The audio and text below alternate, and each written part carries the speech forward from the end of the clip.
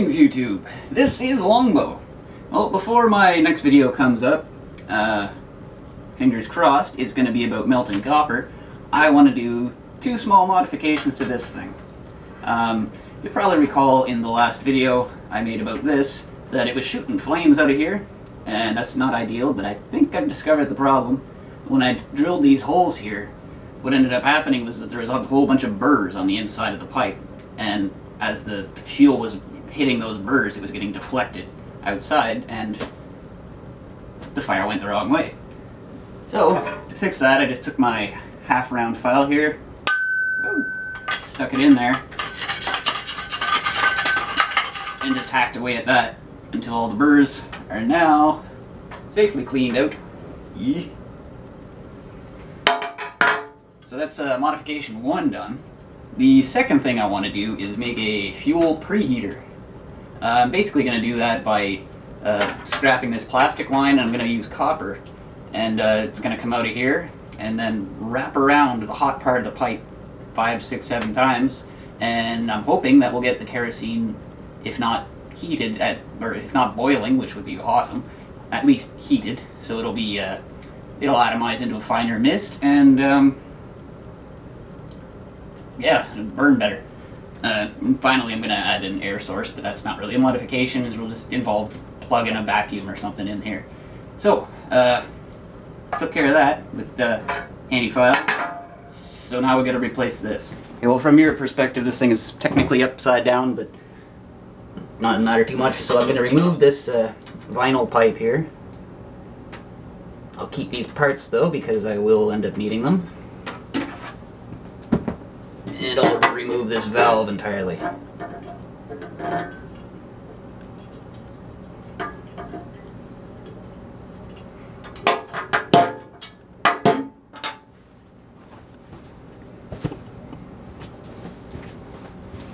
And basically what I'm going to do is I'll take this 1/8 inch internal diameter, 2 inch long nipple, and that will be replacing this valve here.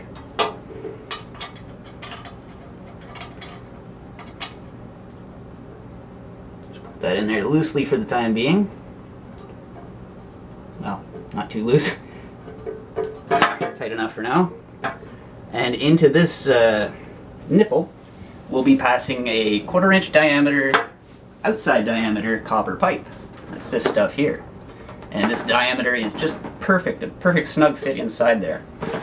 So I've already taken the liberty of making a few bends in this pipe. So basically that's going to go in here, it'll be inserted inside that brass section. And once the pipe reaches here, I'm going to give it a sharp 90-degree bend, and then it's going to start wrapping around. I just got to pull my spring down a little farther.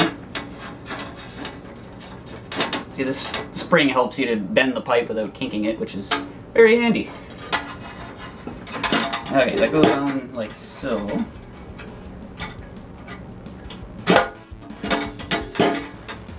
Lovely.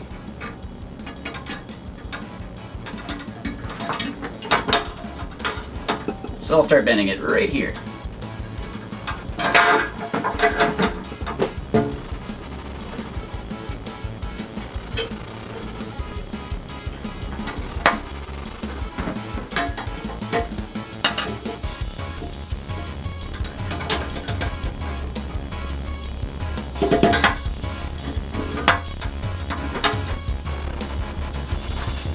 Bend it a little bit farther than what you want, and then you bend it back to the angle you do want. Let's see.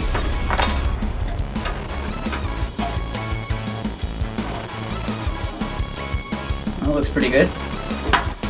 So now this gets wrapped around and around in a coil, but I'm not going to coil it around this pipe, because once I take off the spring, it will be a little bit too loose, too large in diameter. So I'm going to end up wrapping it around a smaller tube.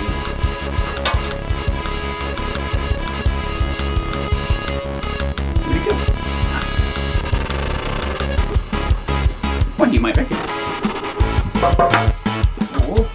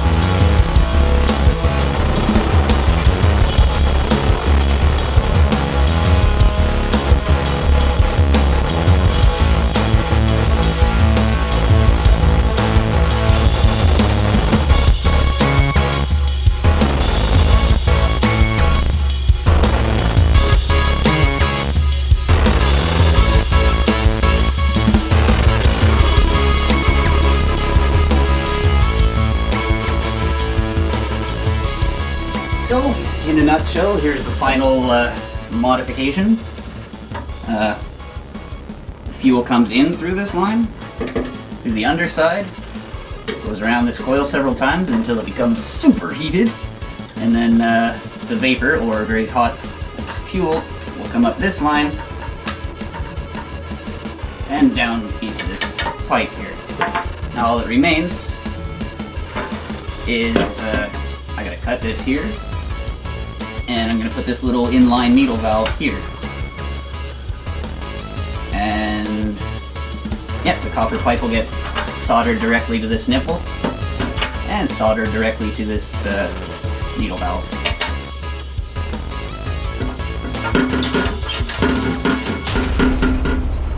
So whereabouts do we want it? Yeah, right about here.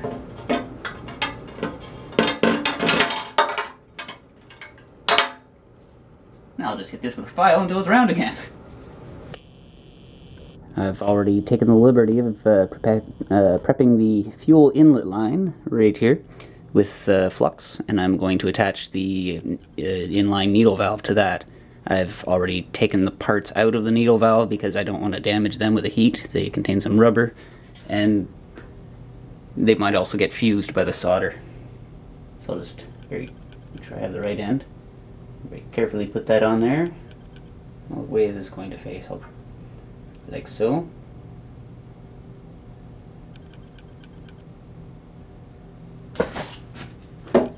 And now we'll solder it.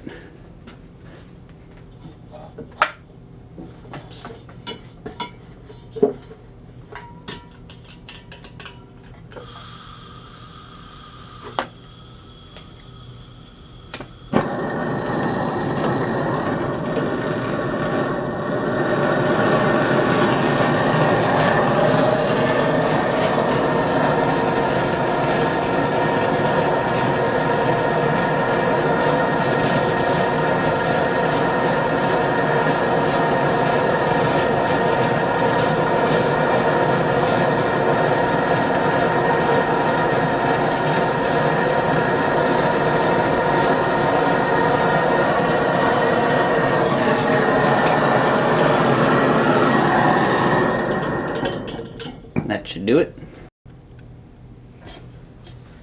So now that this needle valve has cooled down a little bit, I've reattached all the components and tested it, and it works fine. So the final piece to attach here will be putting this copper pipe inside this nipple here.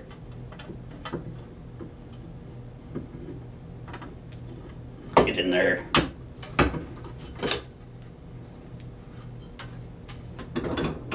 And soldering that connection.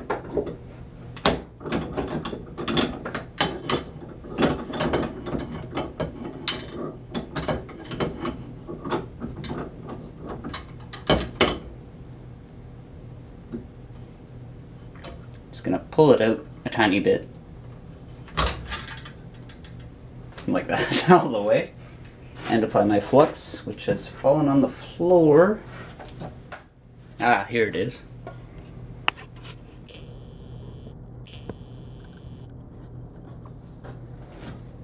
So what I'll do is I'll just apply some flux to the interior of this pipe here.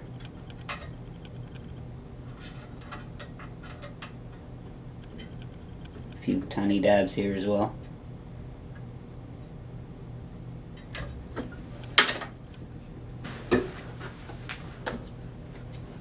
And then we'll put it back in. As far as humanly possible.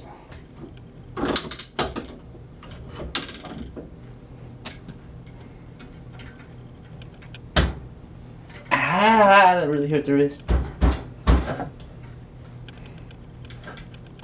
Okay, I guess that's good enough.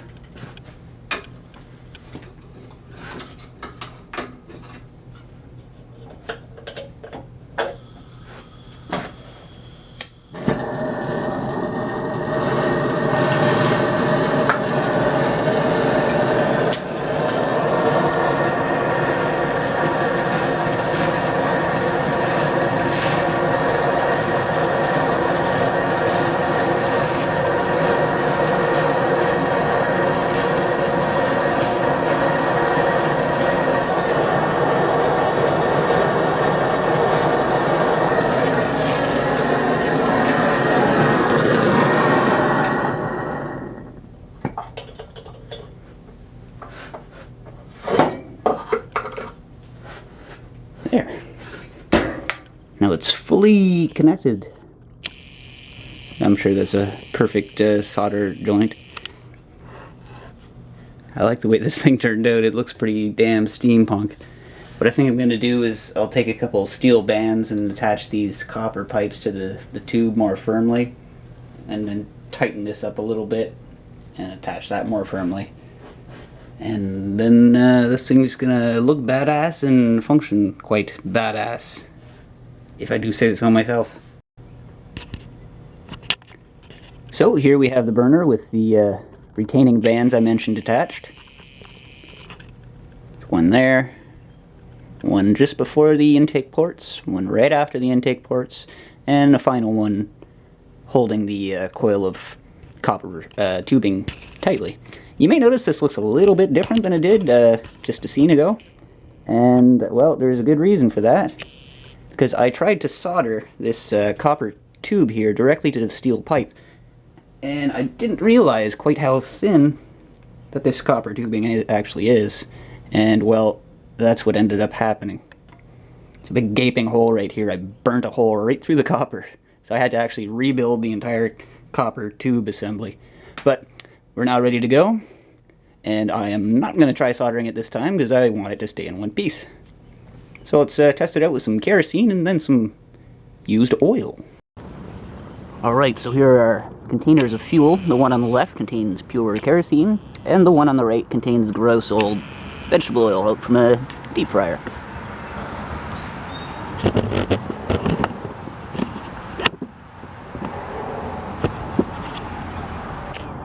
And looking down here, we've got the completed evolution of the kerosene atomizer. Or should I say vaporizer now, because I think this fuel is going to be evaporating. So it's in the kerosene. We'll add some air pressure.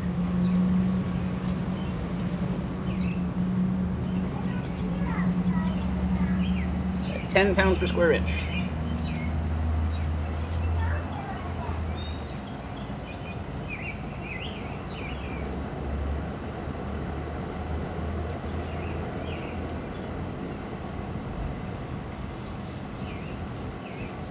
Not quite enough pressure.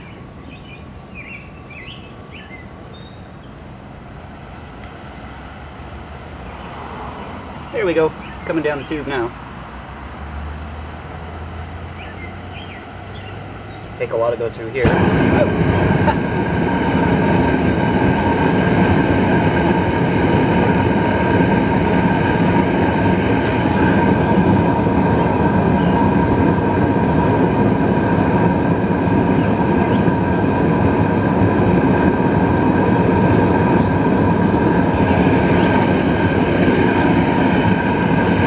Pretty good.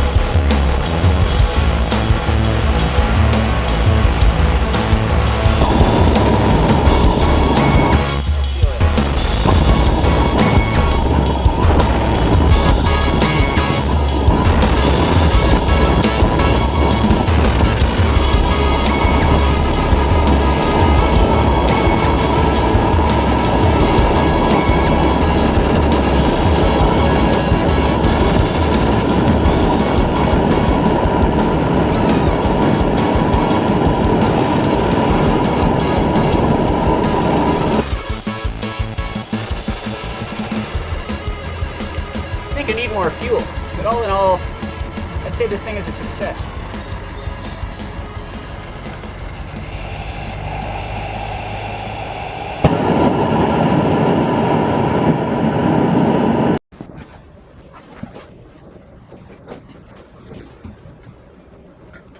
Well, I have to admit that that was a lot of fun. I'm just happy that this thing still works with the addition of all this additional tubing on here. But yeah, now that I know it functions, I can play with it a little bit and figure out how it works. Unfortunately, I did not eliminate the problem of flame spewing out of here, as you can see on this side of the burner. The next thing I'm going to try is just tilting my whole burner assembly this way a little bit, because I'm not sure if you can tell, but it's kind of tilted downwards a little bit. If I can get it more aligned, that might assist with the burning. Anyway, the next time you see this thing, it will be used to break my foundry in. I'm just waiting to get my crucible. It's coming in the mail. Anyway, thank you for watching, YouTube. See you in a little while, I guess. Cheers.